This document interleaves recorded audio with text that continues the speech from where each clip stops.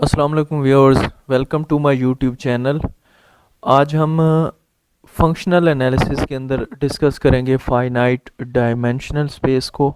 और यहाँ पे फाइनाइट डायमेंशनल को डिस्कस करने से पहले कुछ चीज़ें हैं जो ज़रूरी हैं हम हमारे लिए जानना, जिसमें लीनियर कम्बिनेशन है, लीनियर इंडिपेंडेंस है, लीनियर डिपेंडेंस है। हमारे पास इनफाइनाइट सीरीज़ कौन सी होती है, फाइनाइट सीरीज़ कौन सी होती है, उसकी कन्वर्जेंस क्या है, एब्सोल्यूट कन्वर्जेंस क्या है। ये वो कुछ टॉपिक्स हैं छोटे छोटे, जिनको हम एक किस्म का समझ लें कि रिवाइज करेंगे या उनको फिर से पढ़ लेंगे।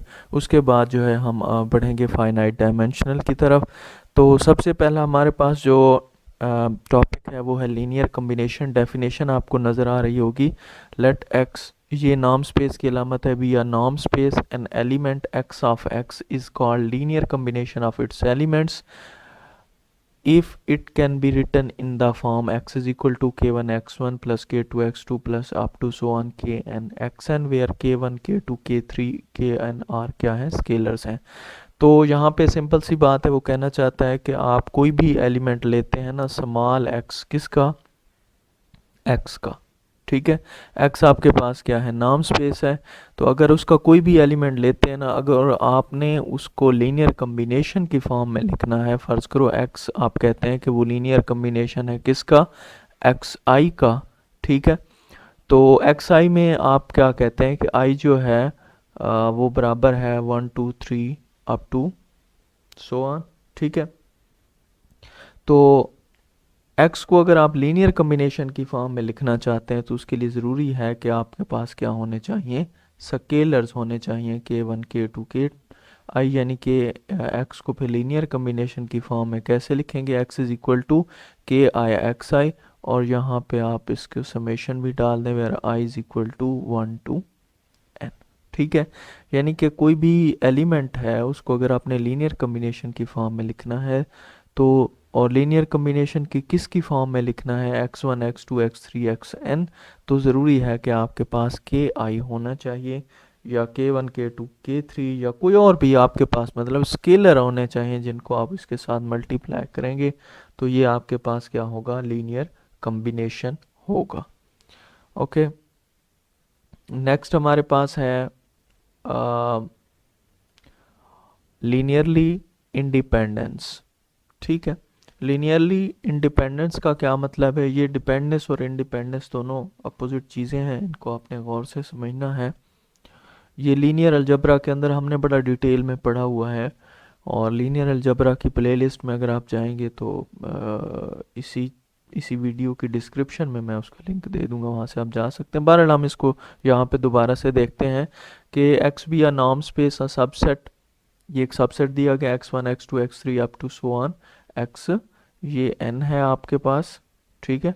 Of x is said to be linearly independent, ये लीनियरली इंडिपेंडेंट कब होगा, if for every choice of scalar, कोई भी आप स्केलर लेते हैं, देन इक्वेशन जो है k1 x1 plus k2 x2 plus up to so on kn xn, ये ज़ीरो के बराबर, ठीक है। यहाँ पे ये कहना चाह रहा है कि जो लीनियर कम्बिनेशन है ना, यही चीज़ हमने पढ़ी थी कि ये लीनियर कम्बिनेशन है, ठीक है। ये किसके इक्वल होना चाहिए, इसका सम जो है ये किसके इक्वल होना चाहिए, ज़ीरो के होना चाहिए। तो इसका ये मतलब है कि इसके अंदर सारे स्केलर फिर क्या होंगे, वो ज़ीरो होंगे, सारे सारे स्केलर क्या होंगे, ज़ीरो होंगे।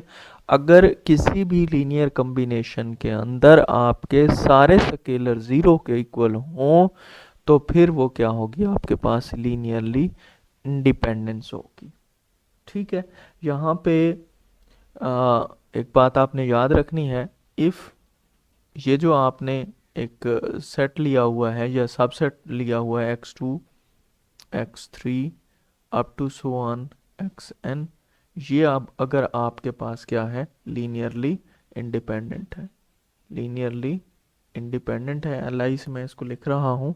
तो फिर जो एलिमेंट्स है ना, ये अगर सेट जो है लीनियरली इंडिपेंडेंट है, देन ये जो एलिमेंट्स हैं x1 x2 x3, ये सारे क्या होंगे, और ये भी लीनियरली इंडिपेंडेंट होंगे।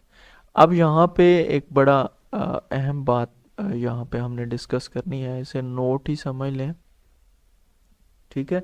और नोट क्या है हमारे पास कि अगर x1 एन इनफाइनाइट,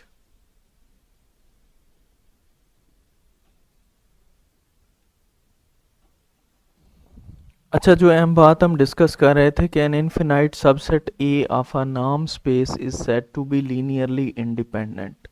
ये तो हमने फाइनाइट सबसेट देखा था ना, उसकी डेफिनेशन हमने देखी थी कि फाइनाइट सबसेट कैसे जो है लीनियरली इंडिपेंडेंट होता है कि उसके जो तमाम स्केलर्स हैं वो ज़ीरो के इक्वल हों। अब अगर बात करते हैं इनफाइनाइट सबसेट की, तो वो लीनियरली इंडिपेंडेंट कब होगा, जब every finite subset of A is linearly independent।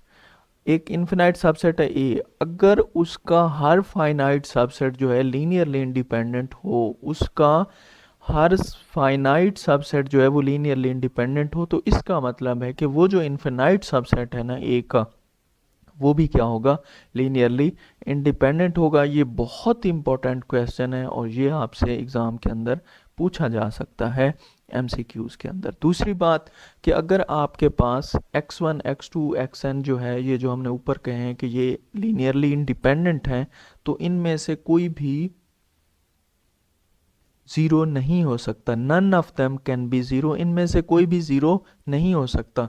अगर ज़ीरो हो जाए तो क्या होगा, इसको हम देखते हैं। इफ़ मैं यहाँ पे कहता हूँ कि मेरे पास x1 जो है वो ज़ीरो है, x1 क्या है, ज़ीरो है, तो फिर जो टर्म हम यहाँ पे लिखेंगे k1 x1 plus k2 x2, ठीक है, up to so on kn xn। अगर आपके पास x1 जो ज़ीरो है तो k1 x1 k2 x2 kn xn ये ज़ीरो के बराबर होता है। हमें पता है कि ये लीनियरली इंडिपेंडेंट में हमने डिस्कस किया है। अब यहाँ पे अगर x1 ज़ीरो है तो इसका मतलब है ये टर्म तो टोटल तो ज़ीरो है, ठीक है, ये टर्म क्या है, टोटल ज़ीरो है। लेकिन अगर x1 ज़ीरो है तो k1 अब ज़ीरो नहीं हो सकता, हो भी सकता है और नहीं भी हो सकता, ठीक है। k1 is not equal to zero, k1 zero नहीं हो सकता, हो भी सकता है और नहीं भी हो सकता। लेकिन अगर ना हो तो फिर क्या होगा, अगर k1 ज़ीरो के बराबर ना हो तो इसका मतलब है कि ये फिर जो कम्बिनेशन है ये लीनियरली इंडिपेंडेंट नहीं है, क्योंकि लीनियरली इंडिपेंडेंट में हमने ये पढ़ा है कि सारे के सारे ज़ीरो हों। तो इसलिए इस पॉसिबिलिटी से बचने के लिए हम ये कहते हैं कि इनमें से कोई भी ज़ीरो नहीं हो सकता, ये सारे नॉन ज़ीरो होंगे, तब सारे स्केलर जो हैं ज़ीरो होंगे और ये क्या बन जाएगा, लीनियरली इंडिपेंडेंस बन जाएगा। इसी तरह जो है लीनियरली डिपेंडेंस को हम डिस्कस करते हैं तो वो उसी के साथ का ही है कि x आपके पास कोई नॉर्म स्पेस है, a subset of x is said to be linearly dependent if for every choice of scalars k1 k2 k3 kn the equation zero के बराबर हो। लेकिन अब वही बात आ गई कि इनमें से कम से कम एक ऐसा हो, एटलीस्ट वन, एक तो लाजमी ऐसा हो जो कि नॉन ज़ीरो हो।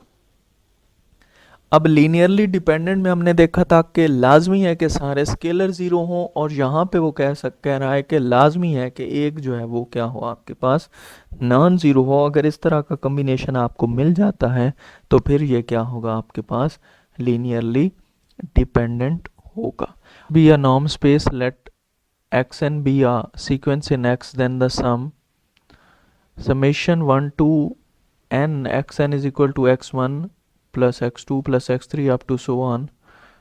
तो ये हमारे पास है इन्फिनाइट जो है वो सीरीज़ कब होगी, यहाँ पे आपके पास जो है n नहीं बल्कि इन्फिनिटी आएगा, ठीक है।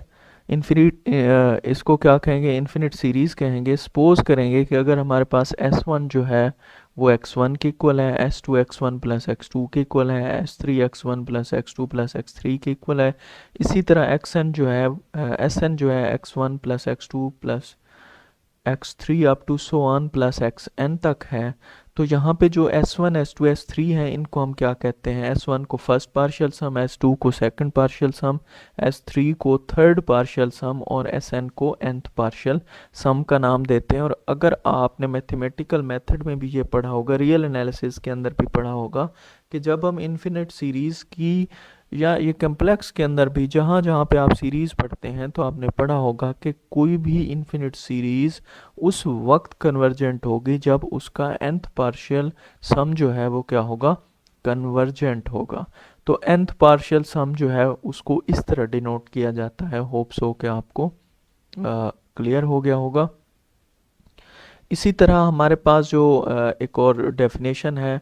अच्छा, कन्वर्जेंस मैंने आपको बता दिया कि इन्फिनिट सीरीज़ की कन्वर्जेंस का मतलब है उसका अगर पार्शियल सम जो है, nth पार्शियल सम जो है वो कन्वर्ज करता है तो वो पूरी की पूरी इन्फिनिट सीरीज़ कन्वर्ज करेगी। एब्सोल्यूट कन्वर्जेंस क्या है कि आपके पास कोई भी सीरीज़ है, सपोज के वो सीरीज़ है आपके पास n is equal to 1 to infinity xn, ठीक है।